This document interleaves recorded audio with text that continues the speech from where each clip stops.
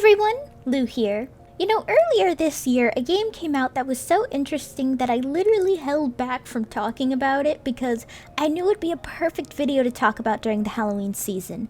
In fact, the game was so interesting that it actually was heavily censored on PlayStation. This is Martha is Dead. Martha is Dead is a game developed by LK Studios, an Italian-based video game developer who seem to base their games heavily around mental health treatment of women during and post-World War II, solely because their only games revolve around this subject. Their previous game was Town of Light, a game about a woman coming back to a cruel mental hospital she was in, which is now abandoned, as she tries to basically find closure, while the game gives you information on the mistreatment of women in mental hospitals. Which, fun fact, this particular game is actually loosely based off a real mental hospital in Italy the team did heavy research in.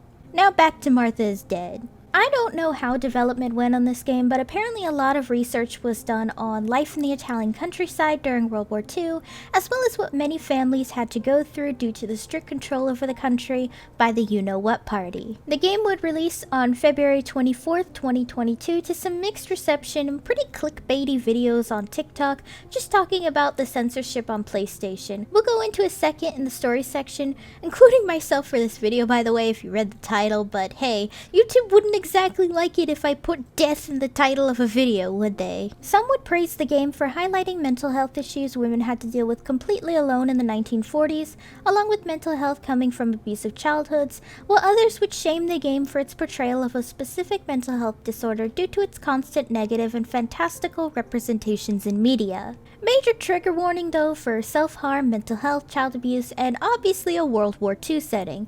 If you're sensitive to any of these topics for whatever reason, then I do not recommend playing this game or watching this video. In fact, the game themselves actually warns you twice about these subjects, so just giving another heavy emphasis on the trigger warnings. This video is also going to be heavily censored due to the gory scenes in this game. With the game's development warnings and reception out of the way, let's start with the story. The game opens with Julia, a young woman who is being interviewed for whatever reason about the events that led her up to the mental asylum. It's unknown if this is a media interview or an evaluation for her to be let out, but I'm assuming a media interview because she says she doesn't get visitations. We begin our story with the tale of the white lady told from Julia's nanny. The white woman was killed by her lover because he thought she was cheating and he was punished for his crime. Anguished over being killed by the man she longed for more than anything else, she haunts the lake and kills young women out of anguish to take the lives of women just like her on foggy days specifically. Julia then sets the story back to 1944 in the Italian countryside near Tuscany, where Julia is living with her mother, father, and deaf twin sister Martha. She then explains that Martha has been deaf since childhood due to a health issue apparently brought up when their mother was giving birth to the twins, which Julia states her mother despises her for with every fiber of her being, while her father loves her deeply. With Julia being a photographer, she's taking pictures by the lake and notices that someone is dead in the lake. Running as fast as she can, she notices it's actually her twin sister, Martha. Absolutely shocked, Julia puts on Martha's necklace for unknown reasons which cause her parents to think it was her. Martha is dead and Julia has now taken her sister's life, basically. Even crazier is that Martha was deaf and mute, so Julia has to disguise herself in front of her parents. The game from then on is Julia going around trying to find out who killed Martha, believing she was killed above all else, and discovering her best friend and possible love interest Lapo was killed by German soldiers for siding with the resistance army in Italy. You can do a side quest where you go around helping the resistance, but it only really helps explain the final act of the game. She also discovers both her and Martha were pregnant by Lapo. Her beloved nanny who took care of her died in Julia's family's villa while they stayed in her house. The small house was then bombed by Allied soldiers. Her father is killed by Allied soldiers while she's beaten to a pulp, which is where her scars come from, and then Julia goes into a complete mental breakdown where she ends up in a mental asylum. At some point, it's possible Julia was given a lobotomy solely because of her blank expression and empty feeling after saying the doctors won in the asylum. Just my theory anyway, unless it's possible she just kind of mentally shut off and is now just a husk of everything she once was. After telling you the story, Julia basically says she's going to finally leave this place and leaves. Some people think this is Julia still being delusional because mental asylums wouldn't allow people to leave on their own if they had nobody left to take care of them on the other side. However, Julia comes from a very rich family, so I assume the amount of money she has waiting for her was enough to prove that she didn't really need anybody to provide for her when she has the money for herself. Though this is 1940s Italy, so I don't know if that worked back then. Throughout the game, though, you're constantly wondering a few things. Is Martha real? Is this really Julia? What's the symbolism of the White Lady? And if Martha is dead, then who killed her? To be honest, I constantly jump back and forth with the answers to these questions. I do think Martha was real and died solely because there is a death certificate. Newspapers discuss a dead twin, duality being a major theme. The previous game by the devs discuss a Julia patient who had a sister named Martha who died. 2 entire bedrooms and photographs are shown of the twins together. Considering the game's biggest theme is photographs holding the truth, I'm gonna say that there is a twin named Martha. Mostly because the biggest theory for the game is that Martha has dissociative identity disorder and Julia is one of her alters along with the White Lady. It's an extremely solid theory, especially when Julia has all the symptoms of DID, which include self-destructive behavior, self-harm, feeling detachment from oneself, altered conscious, mood swings, depression, amnesia, blackouts, and sleepwalking. However, I want to combine 2 different ideas people propose, and that's this. Martha was Julia's twin, and she did die by drowning in the lake. However, I don't think Julia or her mother Irene killed her, but instead I think she might have taken her own life when she found out she was pregnant out of fear of her mother's abuse again. Especially when given the letter to Julia, if it's real, sounds like Martha is ending her life so Julia can be free of all the torment she's giving her by being the favorite sibling. Also, Irene and Martha take specific pills prescribed by the German army that's actually meth, so that probably explains Irene and Martha's spiraling behavior throughout the game. Then I think at this point, Julia did have DID from childhood due to the physical abuse of her mother, and it explains why she can't remember anything past the age of like 18, with some sporadic memories here and there.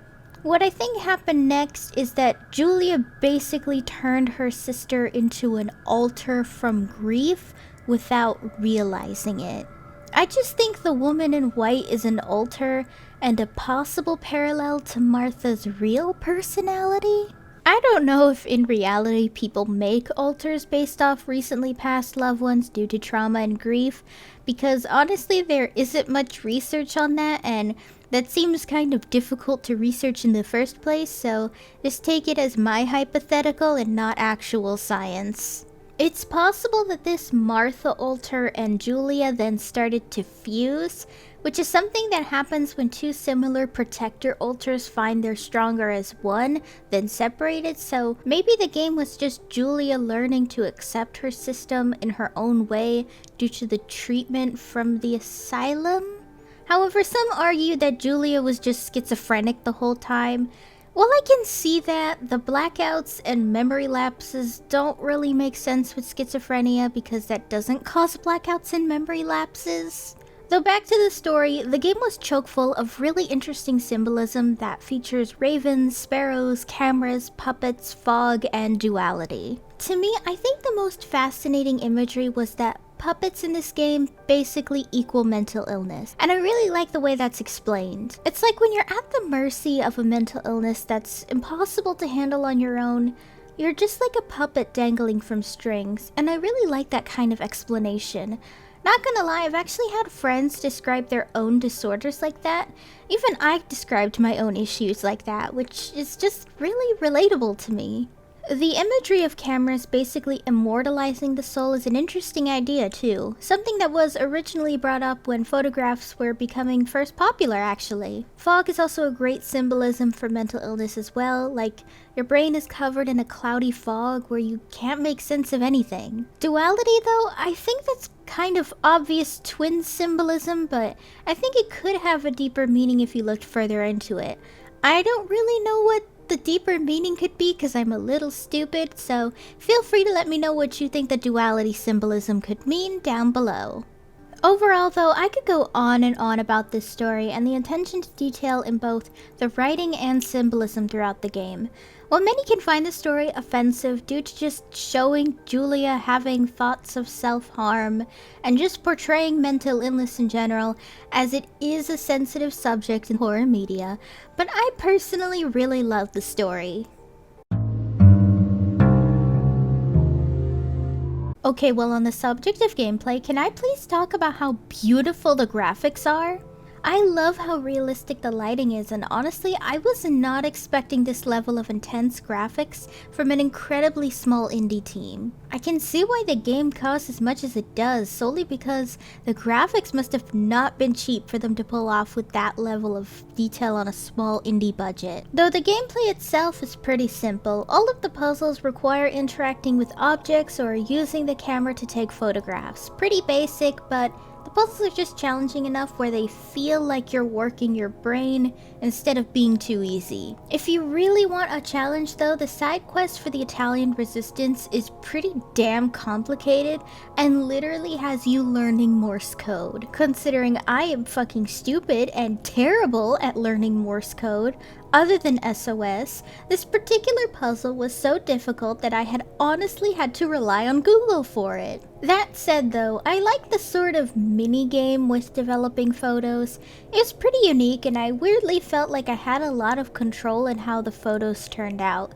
You can even have a lot of different filters, and the game gives a very helpful real-world knowledge of 1940s cameras and film. Being a lover of photography myself, it was just really cool. The only part of the game that felt really silly was the memory puppet scenes because it just looked a bit goofy. The symbolism was great of course, but it was just a little silly having these wiggly puppets and Julia making goofy voices. I mean, it's fine, but definitely made me laugh for a bit from a break from all the doom and gloom there. In terms of replay though, I can only really say this game should be played twice, as most games with heavy plot twists like this are usually worth playing twice. That, and there's actually a lot of side quests in this game to pad out the time that you'll often miss on your first playthrough, which I missed out because I was kind of stupid and I didn't know I accidentally triggered the next chapter where you couldn't go back. That said though, the gameplay is pretty relaxing. If it wasn't for the existential dread, then I'd say this is actually a weirdly relaxing game to play. There's just a couple of technical issues I personally had when playing, one of them being the camera kind of jerked out and started spinning me completely around to the other side.